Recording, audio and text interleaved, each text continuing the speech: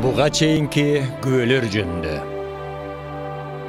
Машаяктын элчилерине берген акыркы убадасына ылайык, ыйык урук өзүнүн жолдоочуларынын үстүнө түшүп, аларга зор кайраттуулук, керемет жөндөм жана күч берет. Менин буттарым. Мен буттарымды сезе баштадым. Мен басалам, карагыла. Натыйжада ишенгендердин саны көбөйүп, ошону менен бирге фарисейлердин ич күйдүүлүгү ого бетер өсө баштады. Бул башаламандыкты токтото турган мезгил келди. Бираталам.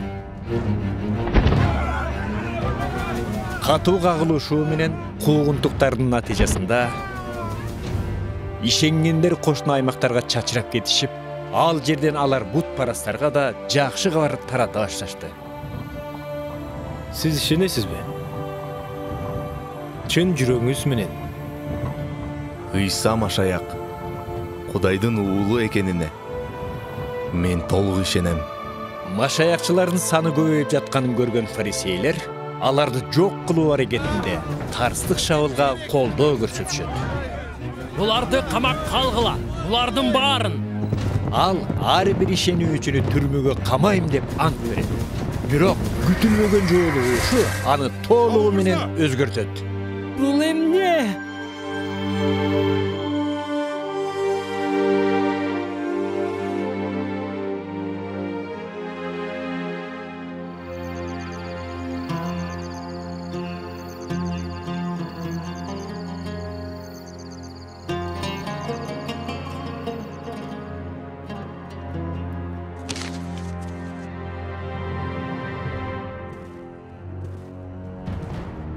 Demek uşaklar çın eken da.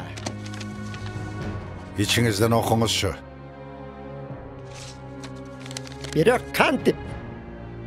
Al bizdin işibizge uşunçalık berilgen ele. Jalındуу kızmatçı bolçu. Tak oşondoy. Şabıl jalındуу jana abdan öjөр.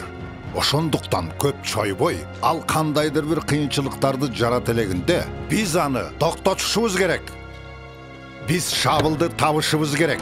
Biz anı tez arada tavışыбыз gerek.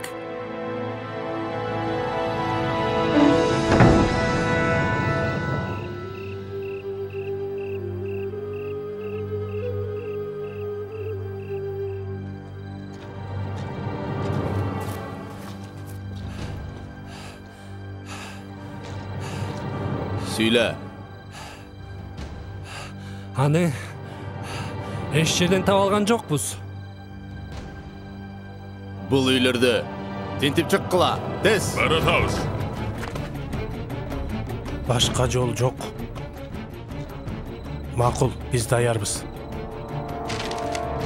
Башкаруучунун буйругу. Бул киши коркунучтуу болсо керек.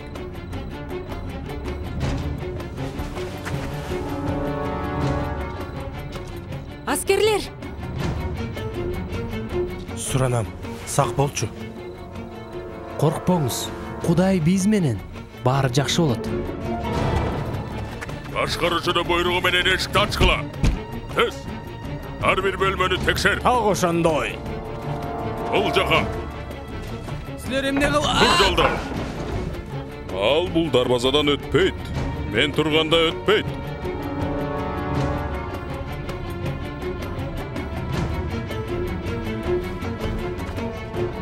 Ana, ушул үй.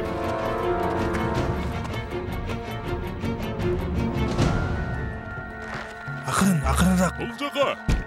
Эшикти ачкыла. Ачкыла. Биз эмне кылабыз? Тезирээк. Башкаруучунун атынан эшикти ачкыла дейм. Азыр баратам. Кармай тур. Бирок мен... Ачкыла дейм.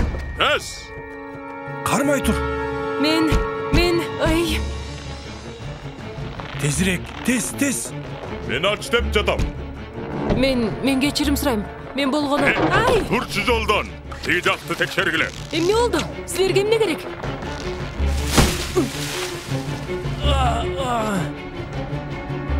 Бул эмнеңер? Силерге эмне керек? Ардыңардан жылбагыла. Сизге эмне керек экенин айтып койсоңуз, балким мен сизге... Акырын. Ашчы терезеден. Эмне керек экенин айтсаңыз, мен сизге жардам. Мен акырын дедим. Таза экен. Үйдө башка эч ким жок. Кеттик.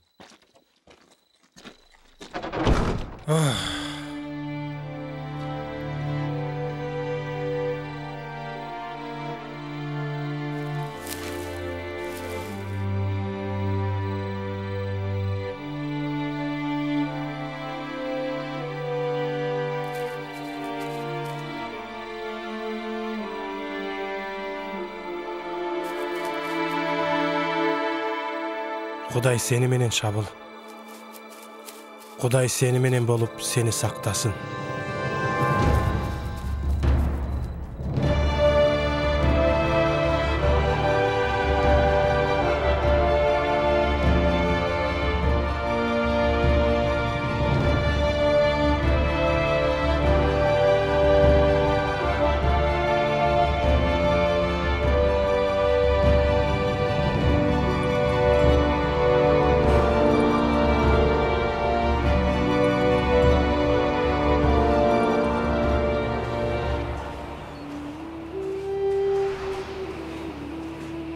Шабыл уақытысын текке кетірбестен өз оқиясын елге айтып жүрді.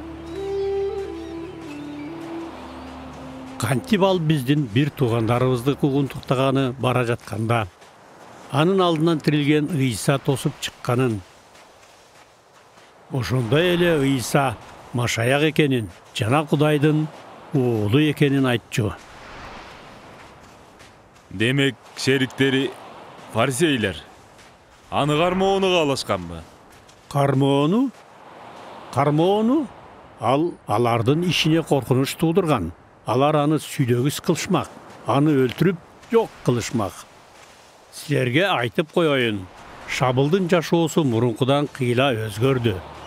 Ал куугунтукка алынган качкын болуп калды. Ал үйүнө кайтып келе албагандыктан Иерусалимдеги ишенимдештеринен баш бааны издеди. Ал жылуу кабыл алууну күтүп жатты. Эгерде алар мени куугунтукташса, силерди да куугунтукташат. Дүйнөдө азап чегесиңер. Бирок көңүлүңөрдү чөгөрбөгүлө. Анткени мен бул дүйнөнү жеңдим деп айткан. Биз муну билебиз. Анткени айкаш жыгачта өлгөндөн кийин анын сөзүнө ылайык Теңир тирилген.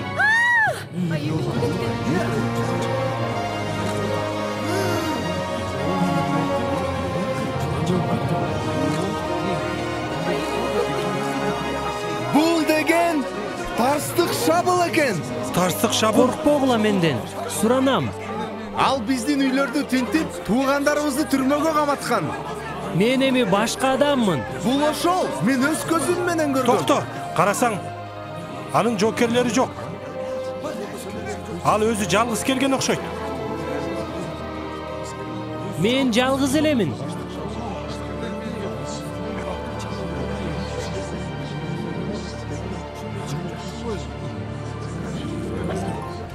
Бирок сен мындан ары жалгыз эмессиң. Мени менен жүр.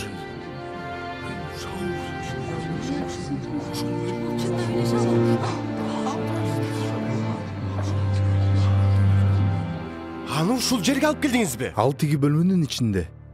Бөлмөнүн? Барнаба, сиз эмнени ойлондуңуз? Бул адамдын ким экендигин билесизби? Мен анын Дамаскта Машаяк жөнүндө сүйлөгөнүн уктум. Анын ким болгонун билем. Ал Теңир менен жолукканга чейин анын ким болгонун билем. Жолукканга? Ооба, ал Дамаскка бара жатканда Теңир менен жолуккан. Ал биздин бир туугандарыбызды куугунтуктаганы бара жаткан. Петр, ал кишинин колунда биздин бир туугандардын каны бар. Ал адам күнөөлүү. Ошондой эле кечирилген. Кудайдын мен сыяктуу күнөөкөр адамды кечирээрине ишенүү ушунчалык оор болуп жатабы?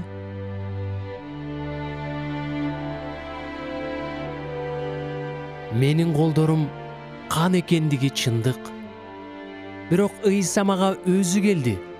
Ал мага сүйлөдү. Мени өзгөрттү.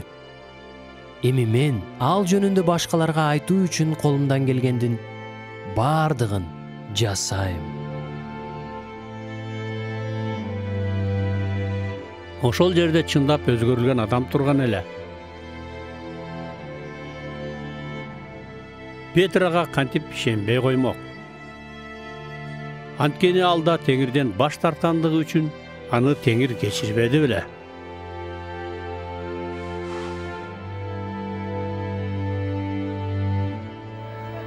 Шабыл эч кандай тоскоолдуктарга караган эмес. Жана мен аны көрдүм. Ыйсанын өзүн.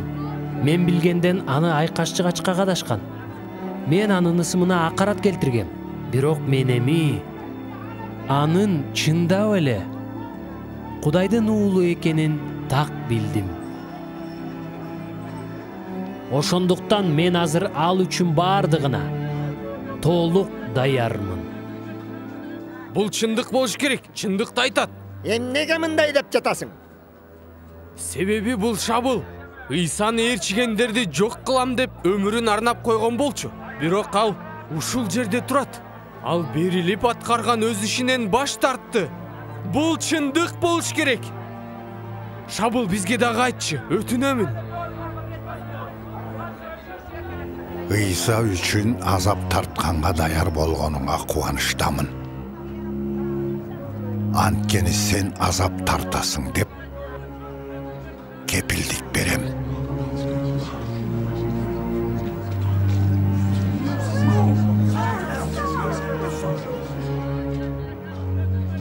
Biz emne hiç nerse kılbastан ketip kalabızbı, ya? Жок, биз азыр кетебиз да. Бул ишти башкаларга тапшырып коебуз. Ал жалгыз калганга чейин күтө турабыз.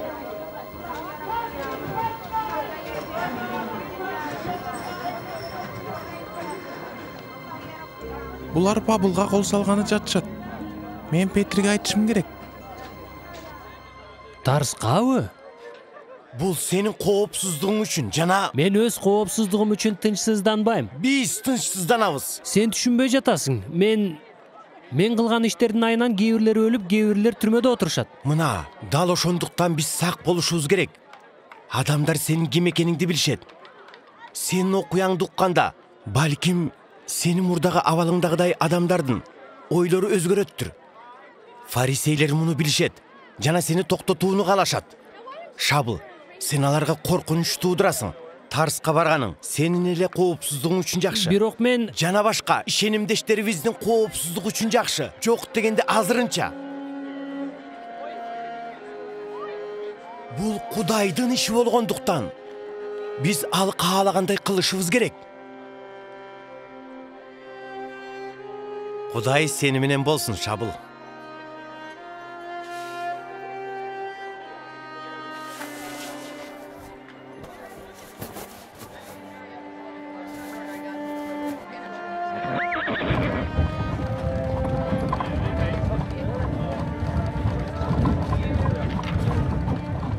Шабыл Ыйсанын жолдоочусу болуп калгандан кийин ишенимдештерибизде тынчтык өкүм сүрдү. Жана ошол учурда көптөгөн адамдар ишенип калышты. Алардын арасында башка улуттагылар да бар эле. Биздин кубанычыбызга Ыйса тууралуу жакшы кабарды жүйүттөр да, жүйүт эместер да өз улутуна же динине карабастан жакшы кабыл алышты. Баарыбыз машаяк үчүн кымбатпыз. Жана ал да биз үчүн кымбат. Адам бутуна турду, толугу менен айыкты. Ыйса чөмүлдүрүлгөндөн кийин жакан көгүчкөндөй болуп түшкөн.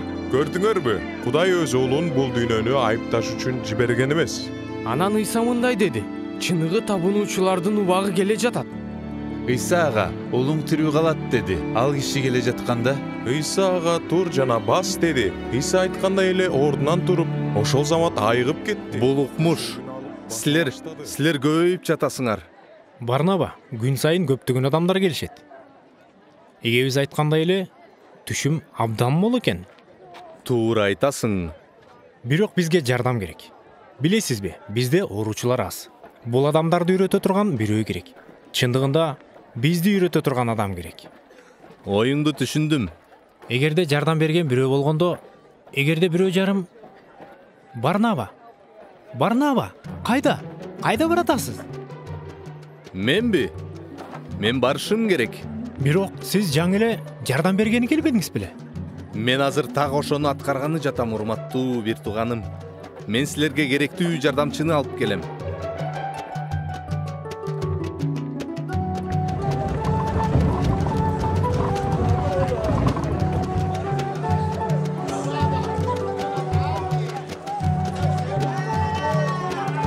Мен шабылды издеп жүрөм.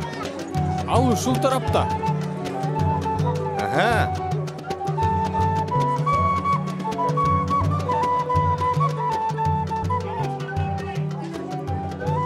Шабыл! Барнаба? Барнаба, сени көргөнүмө абдан кубанычтамын. Бул жерде эмне кылып жүрөсүң? Албетте сени издеп жүрөм. А сен эмне? Чатыр оңдоп жүрөсүңбү? Эркек иштеши керек. Жок дегенде Кудайдын жетегин алганга чейин. Анын жетеги келди. Ал менин артымдан жүр, мен сени чындыктын кабарчысы кыламын дейт. Түшүм чогулта турган мезгил келди. Кеттик. Бирок мен Иерусалимге кайта албайм да. Ошондой. Бирок биз Антиохияга, бутпарастарга барабыз. Бутпарастарга? Ооба. Сен таң каласың менин бир тууганым. Кудай баардыгын даярдап койду. Ошондуктан түшүм чындыгында эле аябагандай көп. Бир жыл бою Шабыл менен Барнаба Антиохияда калып, жаңы кошулган ишенүүчүлөрдү окутушту. Түбөлүктүү даңкты эбегейсиз көп жаратат. Көп өтпөй биз ушунчалык көбөйдүк. Жергиликтүү тургундар бизге ат коюшту. Силерге коюлган аттардын көп экенин уктум. Мисалы, Менин оюмча ал чыныгы атын айтайын десе керек. Мына, карма. Туура. Машаякчылар, алар бизди ушинтип аташчу. Анткени биз Машаяктын жолдоочуларыбыз. Ошентип, алар силерди кабыл алышты. Эми эл кабыл алды. Бирок бийликтегилер эмес. Жок. Кугунтуктоо эч качан токтогон эмес. Дал ошол маалда биздин эски душмандарыбыздын аракети аркылуу Ирод дагы бир ирет бизге каршы чыкты. Шаардын бардык жеринде адамдар камакка алынууда. Силерге айтып жатпаймынбы? Эртели кечпи баары бир бийлик бул жерди таап келет. Мен айтпадымбы? Бул жерге киргенге болбойт дейм. Петр, токтотууга аракет кылдым. Эмне болду? Тынччылыкпы? Жакып. Ага эмне болду? Ал камакка алынды. Эмне? Мен айтпадым беле. Силерге айтпадым беле. Ирод Агриппаны эч нерсе токтото албайт. Ал эч токтобойт. Силер эмне кылышты билесиңер? Бизди токтото албайсыңар. Сиз жанды токтото албагандай эле Кудайдын ишин да эч токтото албайсыз.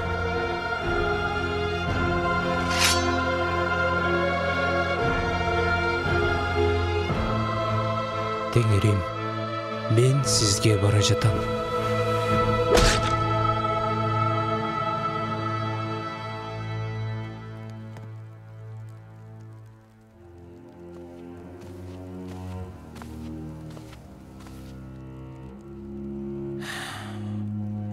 Сага эмне керек? Жакып. Сен көрбөдүң беле? Ал өлгөн. Бирок анын дини тирүү. Алардын жалган сөздөрү биздин жүйүт бир туугандарга гана эмес, башка элдерге да жайылып атыптыр. Бул эмне дегениң? Бул динге Ирод бардык жерлерде, бардык элдерди окутуп жатышат. Самарияда, Жапада, Антиохияда алар гректерди да окутуп жатышат. Эгерде тамакка тыгылган, сөөктөй болгон бул машаякчылар бутпарас иттердин эсебинен көбөйүп кетишсе, анда баары жаман болорун ойлонуп көр. Сунушуң кандай? Жакып алардын жалгыз башчысы эмес, дагы бирөөсү бар. ал балыкчы. Анын аты болсо Петр! Эми алар Петрди камакка алышты. Эмне? Кантип? Кайдан? Биз башкаларга айтышыбыз керек. Бар бул жерге чогулушсын. Мен кабар таратайын. Андрей, кеттик. О, Жакан. Петрге. Ирод аны чынжыр менен байласа да, баары бир Кудайдын күчүн чынжыр менен токтото албайт. Биз Кудайга сыйынып керемет кылуусун күтөбүз.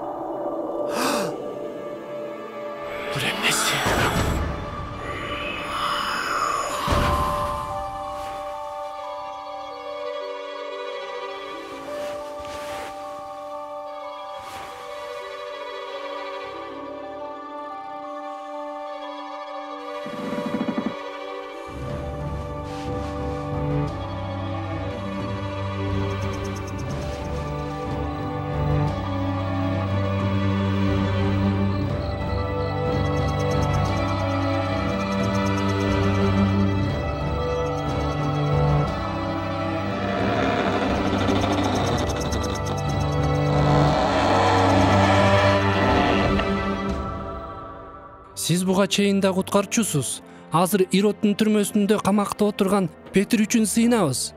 Аны коргоп, ага күч берип, аны эркиндикке чыгарыңызчы. О, Кудай, сизди күтүп жатабыз.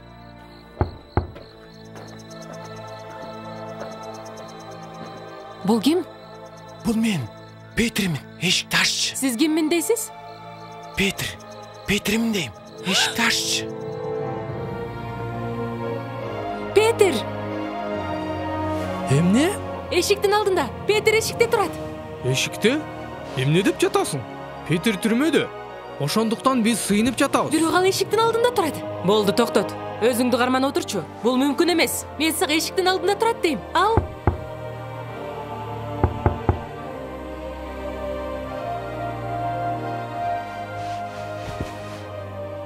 Жакан, абайлачы. Петр, эшитмекти. Сиз кантип чыгып келдиңиз? Эмне болуп кетти? Петр, бирок кантип? Кудайдын жардамы менен. Эмне? Бул эмне дегениң? Теңирдин периштеси мени түрмөдөн алып чыкты. Бул керемет болду. Кароолчулар дагы эмне болгонун түшүнүшкөн жок. Бирок азыр баарын түшүндүргөнгө убакыт жок. Мен тез шаардан чыгып кетишим керек. Алар эмне болгонун түшүнүшкөндө көйгөйлөр пайда болушу мүмкүн.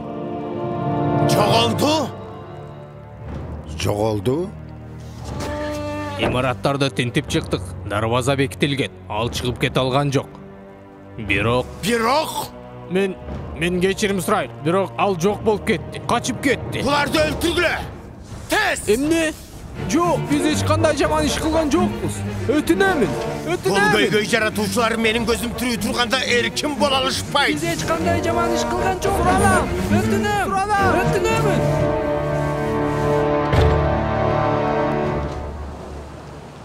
Ошондо так ушундай окуялар болду. Бул эмне дегениң? Ал силерди кырган жокпу? Жок, кырган жок. Ал өзү өлүп калды. Кээ бирлер курттардан өлдү дешет. Мен болсо Кудайдын колунан каза тапты дейм. Ошентип ал тоскоол болбой калыптыр да. Ооба. Бирок Жакып өлтүрүлгөн, Петр жоголуп кеткен. Калгандары туш-тушка чачырап качып кетишкен. Балким силерди кырып жок кылышпаса да, силер чачырап кеттиңер. Ал мезгил силер үчүн оор болуптур.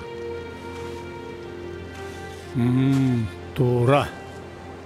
Бирок кичинекей эле жарык коюу караңгылыкта бир нече чакырым алыстыктан көрүнөт. Ыйса устат бизге жердин бардык булуң бурчуна куткарылуу жолун жарыялаш үчүн силерди дүйнөгө жарык кылып койдум деген. Бирок анын баасы абдан кымбатка турган. Биз аны таптык. Шабылды бу? Табылды. Ал өз ысымын Рим ысымын алмаштырып алыптыр. Демек, жүйіт болгондон уялат экен да. Эл анын айткан сөздөрүн угуп тур. Ийса Машаяка колдон келишинче көбүрөөк адам алып келиш үчүн бардык адамдарга кызмат кылам дептир. Демек ал акылынан ажыраган экен. Ошентип, чыккынчы кайда жүрөт? Листрада. Бирок Иродсыз бизди колдогондор азайды. Бийликтегилердин арасында колдогондор азайды. Бирок бизде дагы башка мүмкүнчүлүктөр бар. Листрадагы фарисей бир туугандарга билдирүү жөнөтүңүз. Ар кандай чогулуштар менен, ар кандай дүрбөлөңдөргө кылдаттык менен көңүл бурушсун. Кайсы жерде болбосун, шабыл алардын арасында болот. Павел, мен айткандай эле ал өзүнүн ысымын алмаштырыптыр. Биринчи жол айтканда эле уккам. Ал өзүнө кандай ат койгону кызыксыз. Ал өзүн Шабыл дейби, Павел же Цезарь дейби мага баары бир. Тез Листрага билдирүү жөнөтүңүз. Павылдын айынан ошол шаарда кандайдыр бир козголоң чыкса, бизге пайдалуу болот. Айыкты! Карагыла! Мен басалам, баса баштадым. Болушу мүмкүн эмес. Бирок карасаңар, муну карасаңар. Булар кимдер? Бул кантип басып калды? Чын айтам, бул адамдар тиги кишини айыктырышты. Листранын эли, Листранын тургундары, суранам, токтогула. Тынч, алар бир нерсе айтайын деп жатышат. Мен өзүм көрдүм. Муну айыктырышты. Мен аларды уккум келет. Барыңар, акырынгыла. Бул адам толук айгып басып жүрөт. Аны оорудан айыктырган Меркурий! Бул эмне дейт? Меркурий менен Юпитер! Юпитер? Жок, суранам, биз жөн эле. Бизге кудайлар түшүп келишти. Кудайлар! Дин кызматчыны чакыргыла. Юпитердин дин кызматчысын.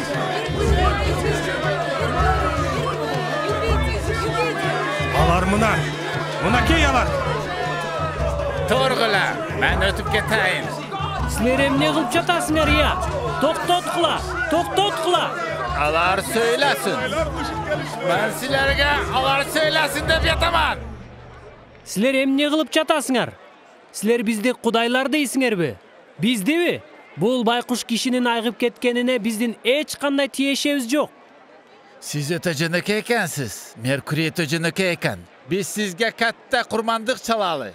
Бул адамдын бутуна туруп басып кеткени биздин күчүбүздөн эмес.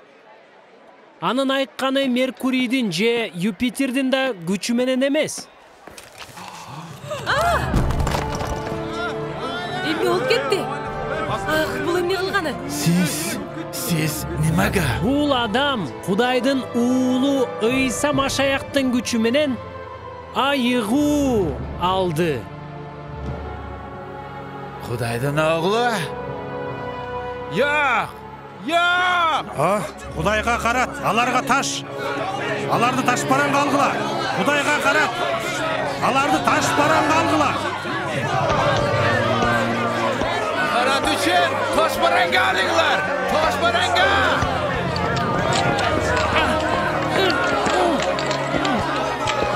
Бабу, Барнаба, мен жардамга чакырып келейин. Жүр кеттик. Мен көрүшүм керек. Алардын өлгөнүнүн мага далили керек.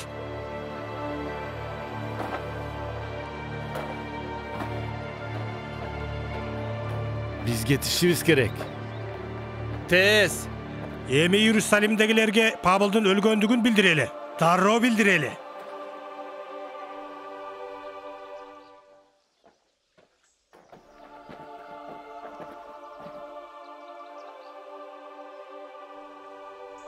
Алар өлүштүбү? жайында.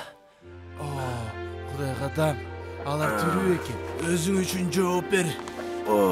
Менин башым. Жардам берчи. Келиңиз, жардам берейин. Сизди көтөрүп. Мен жакшы элемин. Акырын. Сен кайда бара жатасың? Ал кайда бара жатат? Мен жөнөтүлгөн жерге бара жатам. Ага кам көргүлө.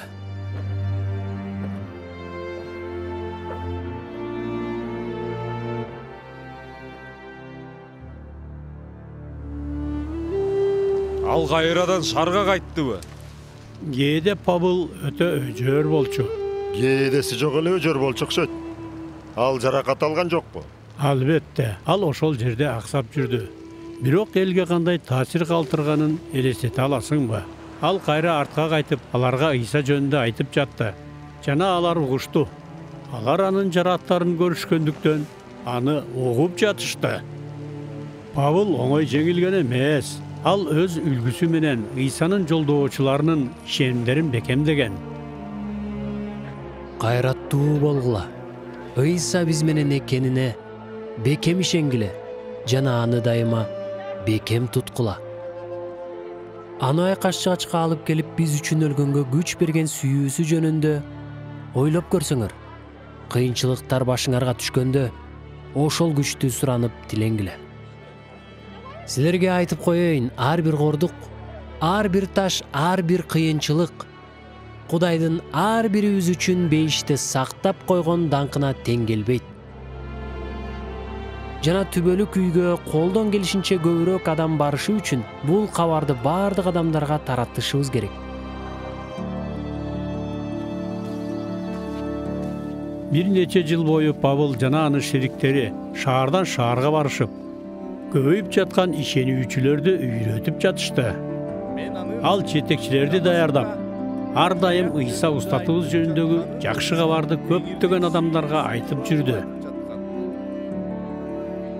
Ошол эле учурда шакирттер көбөйгөн сайын көзөмөл жана уюштуруу зарылдыгы пайда боло баштады.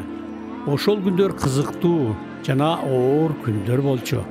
Петр Иерусалимге кайтып келгенден кийин биз көп жолу чогулуп, башыбыздан өткөн окуялар менен бөлүшүп, сыйынчубуз. Өсүп келе жаткан кыймылыбызды бекемдөө максатында колубуздан келгендин баарын жасачубуз. Бирок биздин аракеттерибиз дайым эле жакшы кабыл алынчу эмес. Биз жаман иш кылган жокпуз. Жакшыбы жаманбы аны биз чечебиз. Тынчтыкты бузган акмактар десе, бул диний келесі олар менен кармашкандан да башка иш толтура. Буларды түнү бою камап кой. Алып кеткиле. Акылсыз Кудайыңар силерди чыгара алар бекенин көрөлү. Ал мурда да чыгарган. Бул аларды бир аз тынчтандырат.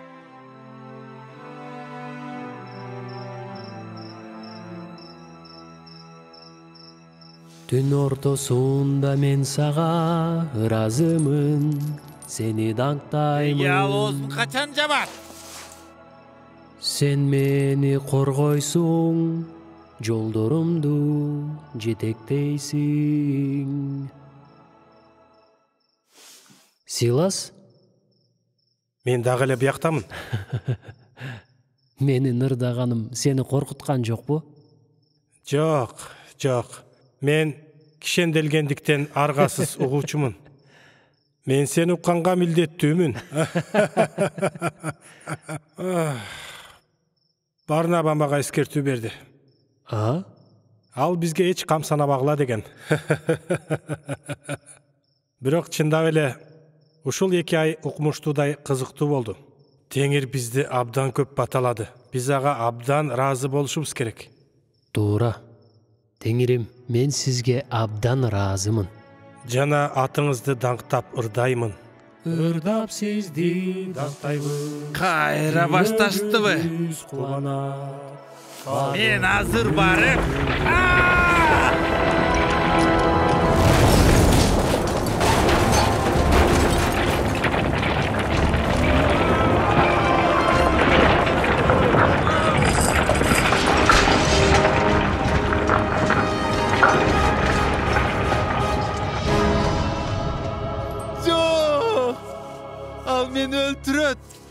Boşkarucu emi benim başımda alat. Эмне болуп кетти? Tutkundar kaçıp geçti. Emi benim işim büttü. Tokto. Андайга барба. Биз бул жердебиз. Өзүңө зыян келтирбе. Kuday? Bunun barın kuday kıldı.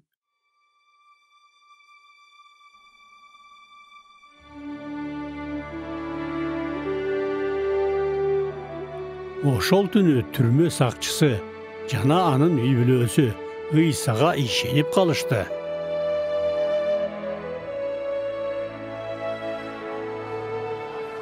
Анын эртеси күнү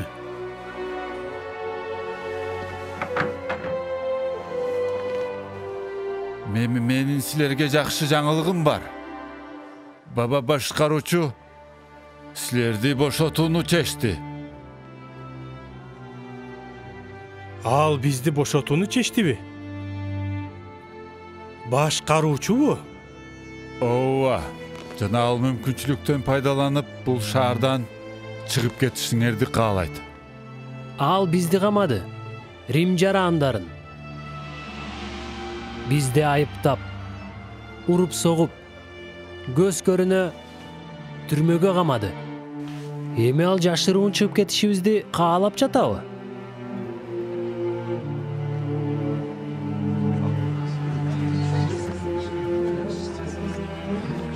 Караңла, башкаруучу кетип бара жатат. Ал өзү сабаткан адамдар менен бара жатабы?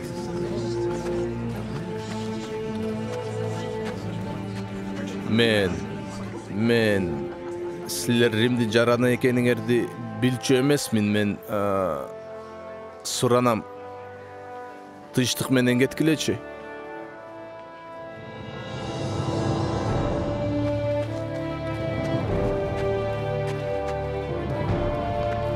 Эмне болду?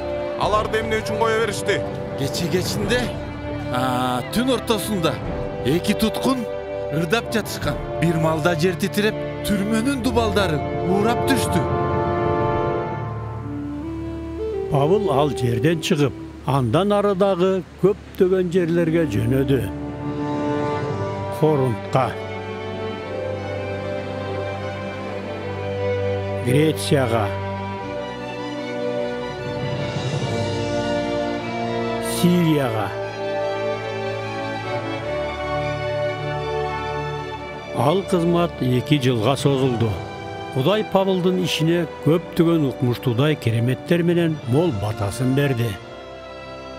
Коркунучтуу оорулардан айыктырууга, адамдарды жаман рухтардан бошотууга, жана силер элестете албагандай көптөгөн таң калыштуу иштерди жасаган. Ошентип кандай гана абалда болбоюн, ошого ыраазы болгонду үйрөндүм.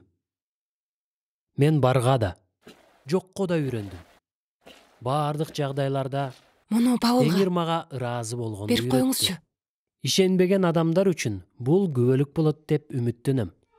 Силерге айтып коеюн, Кудайга кызмат кылганыма мен эч качан өкүнгөн эмесмин. Жыгып кеттиби? Менин балам. Айланайын уулум, менин балам. Ал өлдүбү? Уулум, уулум. Ал. Эйтих. Жок. Ыйлаба. Кудайга мүмкүн эмес. Эч нерсе жок.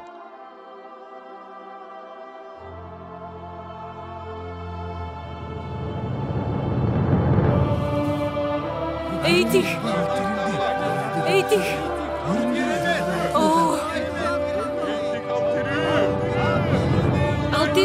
Ал тирилди.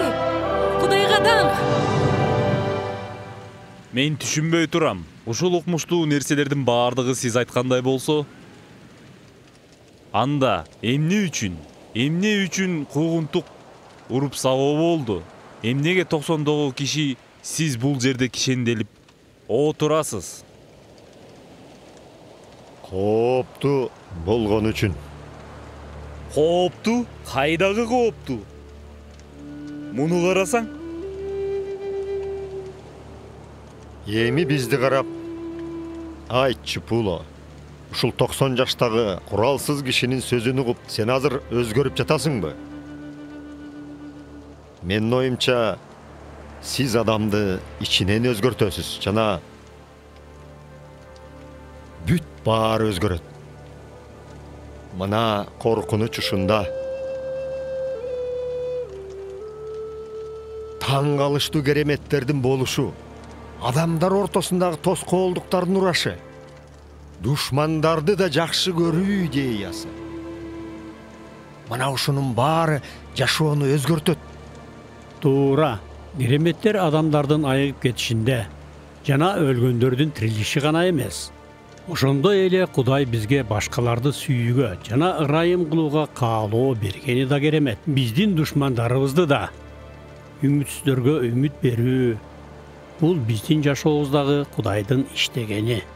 Ушундай кереметтер аркылуу Кудай жаныбызда экенин билдирип турат. Машаякчылар менен баары башкача болуп калды. Баары ошондой болуш керек.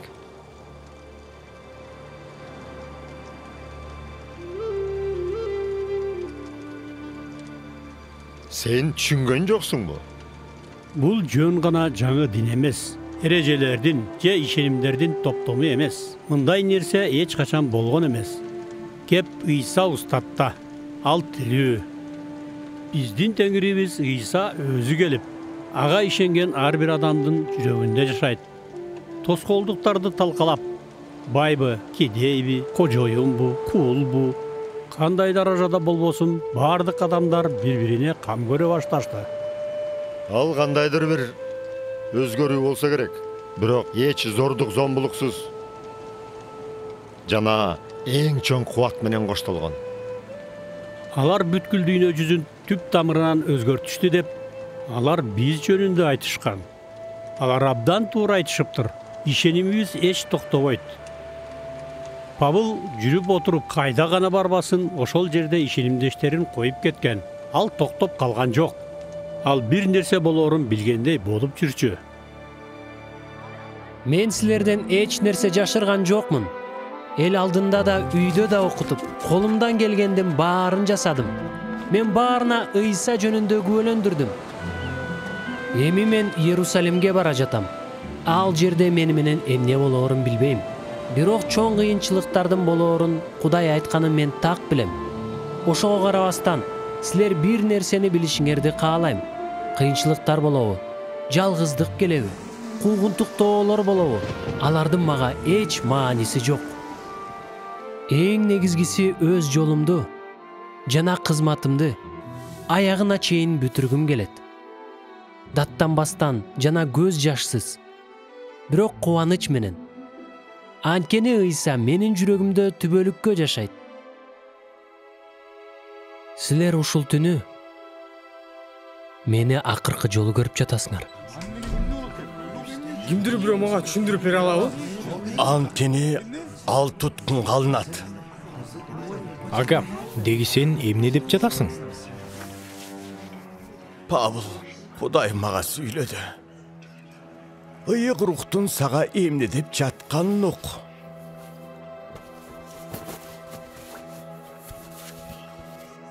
Иерусалимдеги жүйүттөр булгурдун ээсин ушинтип байлашат. Жана аны бийликтегилерге тапшырып беришет. Павыл, сен барбашың керек. Сен барба.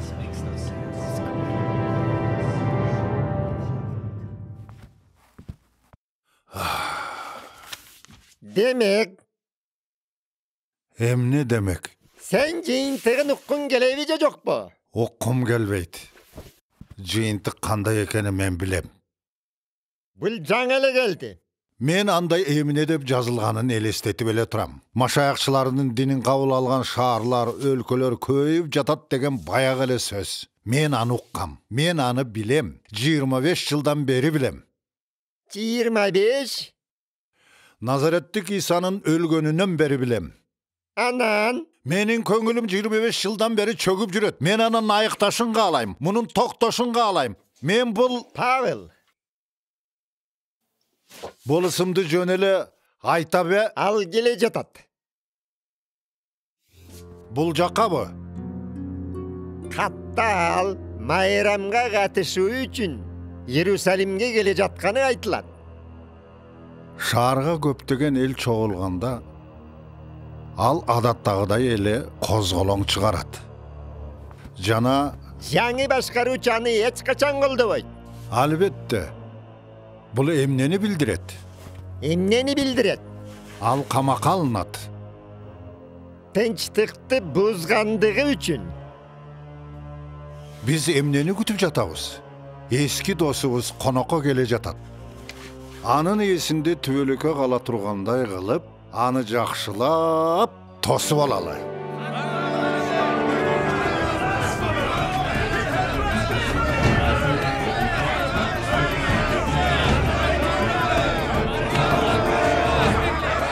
Убакыт келди. Башла. Мына ушул адам силер угуп жүргөн Тарстык шабыл, Кудайга карат келтирүүчү, бардык жерде адамдарга динибизге каршы чыгууну үйрөтөт. Мен андай эч нерсе кылган жокмун.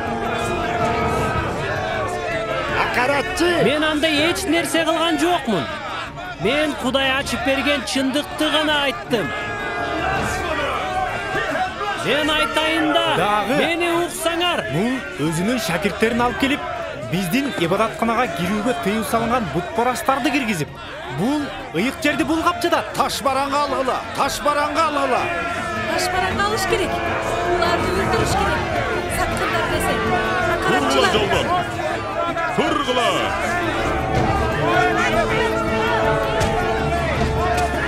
Мен сага тур дебедимби? Муну кандайча түшүнсө болот? Бул киши тынч сыйынууга тоскоолдук кылды. Мени укпай туруп айыптап жатышат. Биз ибадатканада тынч сыйынып жатканбыз. Бул көйгөй жаратуучу. Мен эч нерсе кылган жокмун. Жана акаратчы.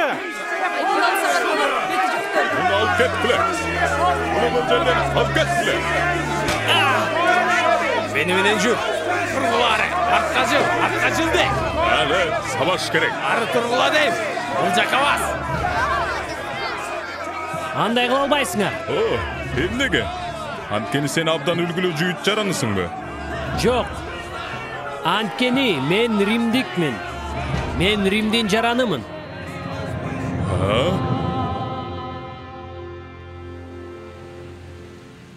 Римдик? Ооба, ошондой. Павыл чындыгында Рим жараны болуп төрөлгөн. Жана ошондой эле ал. Эгерде аскер башы Павылды сотко тапшырып бербегенде, ал өзү мыйзамды бузмак. Бирок, эмне үчүн ал буга чейин айткан эмес? Ал эмнени күткөн? Ыйса ага дагы бир жолу келген болчу. Ал Ыйса тууралуу жакшы кабарды ар жерлерде айткандай эле бийлик башларынын алдында да так ошентип айтаарына Теңирибиз аны ынандырып кеткен. Римде. Бирок Рим мыйзамы Павылдын душмандарын токтоткон жок.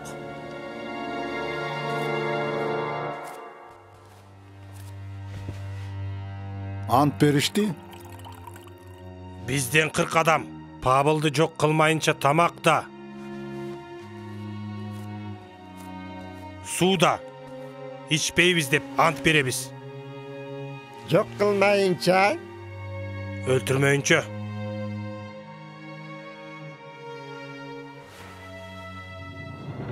Аскер башынан аны эртең сизге алып келүүсүн сураныңыз. Сиз ага аны менен сүйлөшүүнү каалаганыңызды айтыңыз. Ошондо ал жолдо бара жатканда биз муну кылабыз. Биз эл тарап кеткенден кийин биз аны акырындап кармап алабыз дагы, ооздап салабыз. Сага эмне керек? Мен аскер башына жолугушум керек. Бирөөлөр туткундагы Павыл аттуу адамды өлтүргөн жатышат. Кире бер.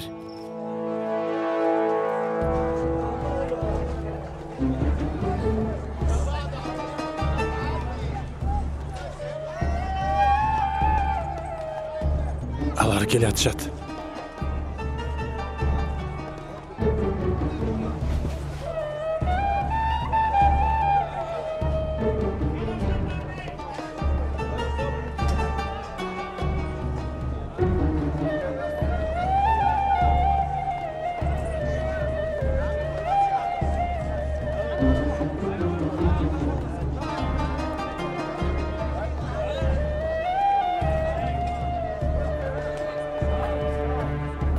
Сүйлөгүлө. Sen bari beş korkmasdan tamaktansan bolot. Emne? Al ketip kaldı. Ketти? Павыл bu. Kayda gitti? Biz anı kovalap жетебиz. Ağa silerdin. İşlerine raz. Kişilerimiz жетпейт. Men айтпадым mı? Bizde 40 kişi var. Bizde ant bergen 40 kişi var. Uğup жатасыңар mı? 40 kişi. Мен аскер башчы Клавдий Лиси. Ардактуу башкаруучу Фелиске салам айтып жатам. Мен сизге жүйүттөр өлтүрүүнү көздөгөн бир кишини жиберип жатам. Мен аны коргоого жиберип жатам. Анткени ал Римдин жарааны. Жана ал адилеттүү соттолушу керек.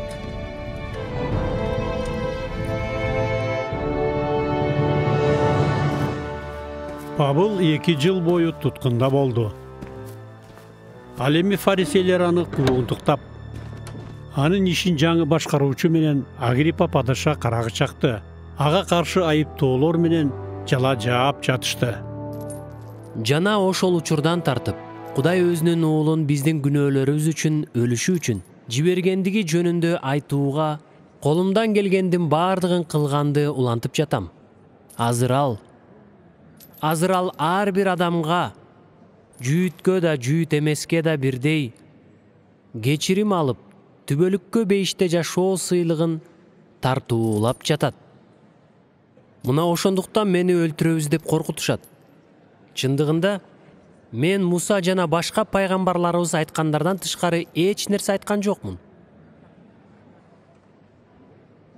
Сен абдан сөзмөр экенсиң. Мен да сага ишенейин деп кеттим. Мен силерге кааларым. Силер да. Мен көргөндүн баарын жашап өткөнүңөрдү каалар элем. Албетте, булардан тышкары нерселерин каалайм дегеним. Болушу мүмкүн. Бул киши бул жерде эмне кылып жүрөт? Ал эмнеге кишенделген? Ал өлүм коркунучундабы? Мен макулмун. Ал өтө ачык адам экен. Бул адамдын жүрөгү таза. Албетте ал өлүмгө татыктуу эмес. Эгер ал Римге кайрылбаганда балким бошотулмак. Бирок ал Цезардын сотун талап кылды. Анда Цезарга жөнөтүлсүн.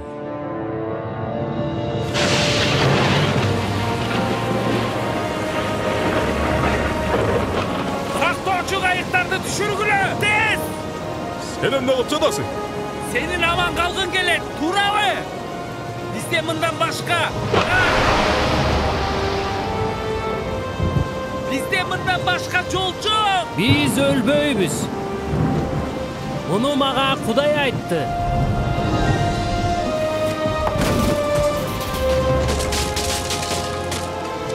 Биз баарыбыз аман калабыз. Бирок бул кемеден эч ким чыкпашы керек.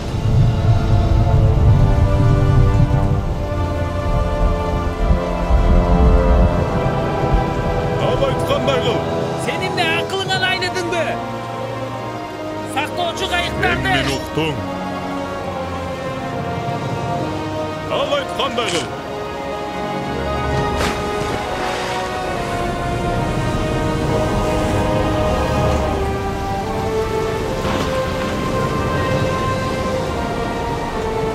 Sen bаарыбызды öldürdün. Sen bаарыбызды öldürdün.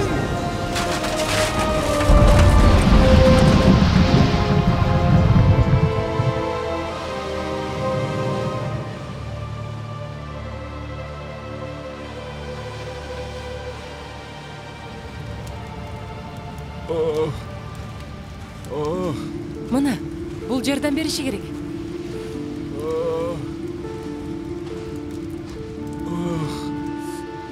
Менин бутум. Мына, суудан ичип ал.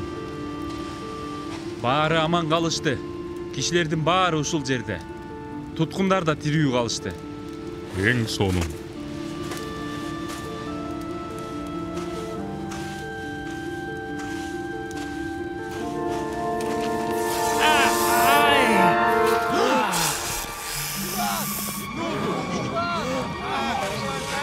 Эмне болду? Kara çağırçılar. Al emi göz açıp çumguça ölüp kalat. Bu ne kızık? Al denizdeki ölümden kaçıp cekte öyle turganda kanday kılmış jasad oldu eken. Gel, kolumdu qarap көрөйүнчү. Баары жайында. Ешкім түрі қалмайды. Мүмкін емес. Мындай болушу мүмкін емес. Ал өлүшү керек болчу. Сен эмне кылып жатасың? Баары үшүп кетишти. Отуз өчүп калбаш үчүн дагы отум керек. Павыл жыланын чагып алганынан өлбөгөндүктөн айрым адамдар аны Кудай деп эсептей башташкан. Албетте, Павыл андай ойду жокко чыгарууга мүмкүнчүлүк алган. Өз элин куткарды. Бирок анын ордуна Ыйса жөнүндө айта баштады. Ага чын жүрөгүңөр менен ишенсеңер силер да кубанычка толосуңар. Павыл аралдын башчысынын ооруп жаткан атасы үчүн сыйынганда, ал айыгып кетти. Ал кабар тез жайылды. Көп өтпөй адамдар ага көптөгөн оорулууларды алып келе башташты. Ошентип алар да керемет жолу менен айыгышты. Алар 3 ай бою ошол аралда жашашты. Павыл окутуп жатканда Кудай алардын арасында өз ишин кылып жатты. Жана көптөгөн адамдардын жашоосу өзгөрдү. Кыш аяктаганда алар жолун улантышты. Акыры көздөгөн жерине Римге жетишти.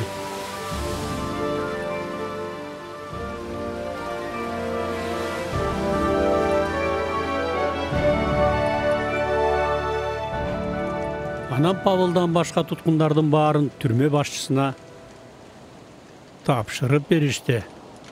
Павыл менен эмне болду? Ал сакчы менен бирге бир үйгө жайгаштырылды. Тааныш угулат. Ага чынжырланган. Чынжыр? Ал абдан кооптуу адам болгон. Жок дегенде сиз чынжырланган эмессиз. Бизге дегеним? Ооба, туура айтасың. Мени ээн аралга айдап жиберишпедиби? Мен да коркунучтуу адам экенмин. Силерге айтып коеюн. 2 жыл бою Павыл Римде болгон. Бирок өмүрүмдүн аягына чейин Ыйсанын жолун жолдогон адам болом деп. Ал 2 жыл бою аны угууга келген көптөгөн адамдарды окутту. Ал калган убактысын пайдаланып жатты. Бирок бир күнү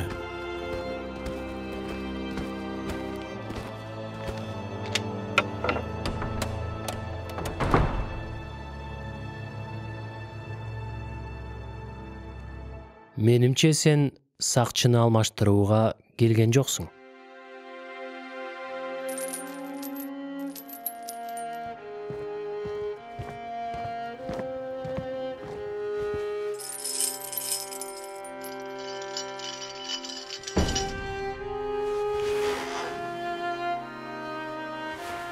Мен даярмын.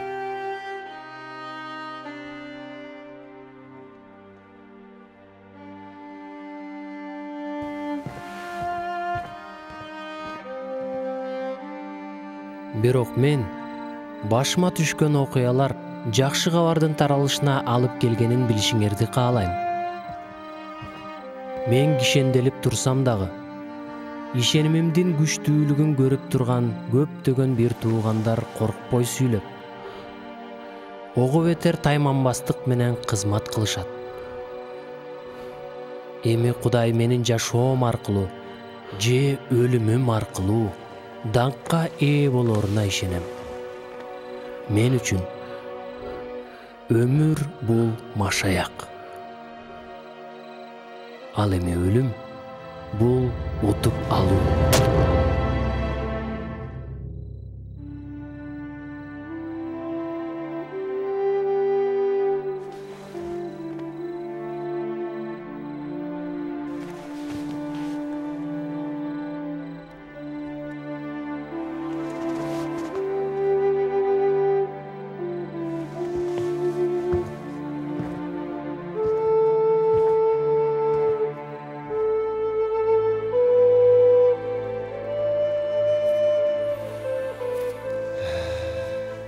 Ошентип бүттү. Ал өлдү.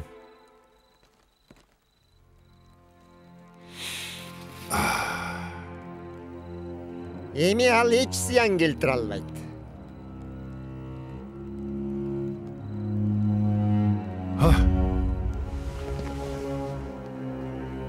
Эмне болду? Ал Римде ушунча убакыт ичинде эмне кылды? Ушул убакка чейин ал эмне кылды болду экен?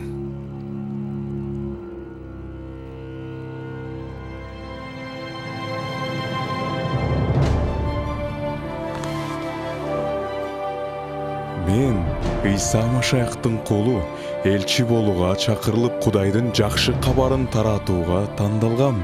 Бизди Машаяктын сүйүүсүнөн ким ажырата алат? Кыйынчылыкпы, же кырсыкпы, же куугунтукпу, же ачарчылыкпы, же коркунучпу, же кылычпы? Жок. Бизди сүйгөн Кудай аркылуу биз ушул кыйынчылыктардын баарын жеңе алдык.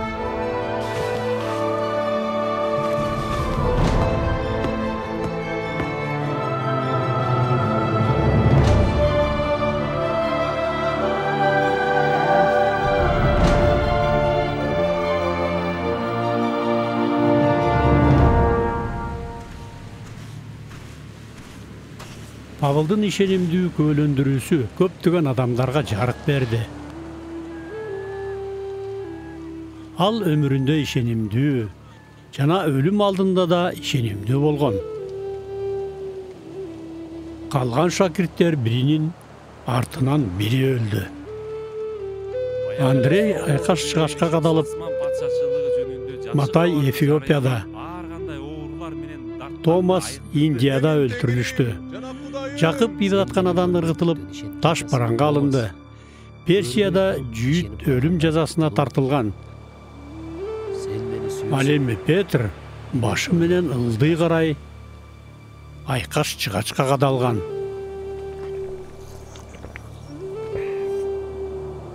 Алардын ар бири өлүм алдында да ишенимдүү болушту. Теңирибиз биз үчүн өмүрүн бергендей, алар да башкалар үчүн өмүрүн беришкен. Алгачкы 12 шакирттердин ичинен жалгыз мен калдым.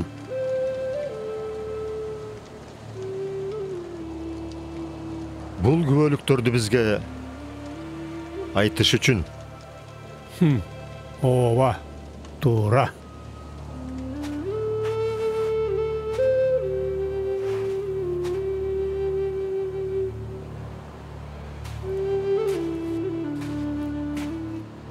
Мен тиги жакка сыйынганы бара жатам. Кам санабагыла, мен качып кетпейм. Бул бизге канчалык керек деген суроо турат. Билесиңби, Ыйса Машаякты ээрчип, буга окшоп баардыгын таштап кетүүнүн кажети барбы?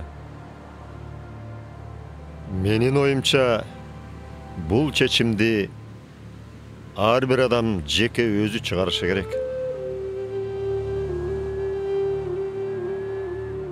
Тит, сен ошол каары кишинин динин кабыл алсаң, сени менен эмне болоорун билесиң.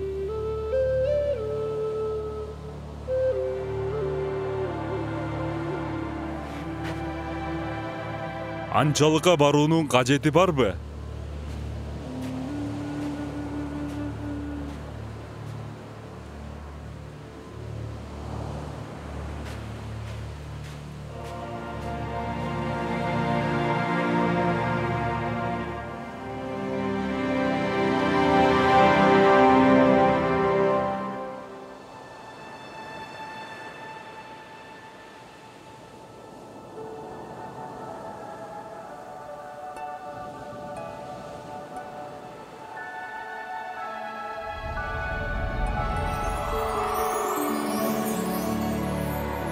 Мен Жахан, Ыйса Машаяктын кулумун.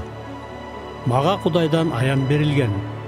Жана аны көөлөндүргөнүм үчүн мен Патмос аралына айдалган элем. Алар күбөлөндүргөндүгү үчүн өлтүрүлгөндөрдү көрдүм. Алар үндөрүн бийик чыгарып, мындай деп кыйкырып жатышты.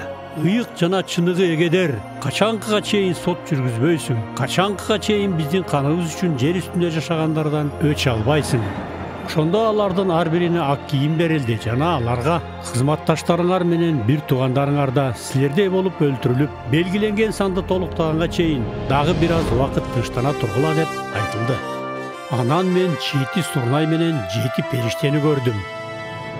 Алар сурнай тартканда жердин 3/4 бөлүгү күйүп кетти.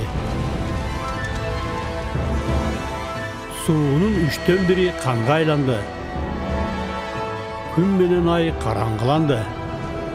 Бул башталышы гана болчу.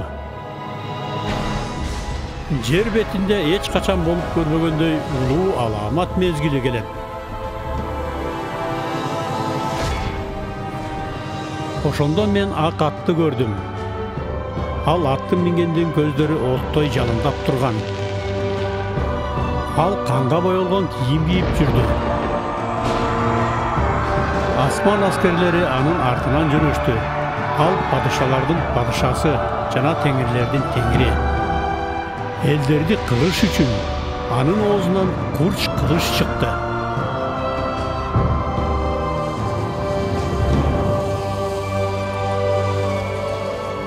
Акыры мен жаңы асман менен жаңы жерди көрдүм. Ишенгендердин баардыгы, акырына чейин ишенимдүү бойдон калгандар, түбөлүккө аны менен бирге падышалык кылышат. Ал биздин кудайыбыз болот. Биз болсо анын эли болобуз.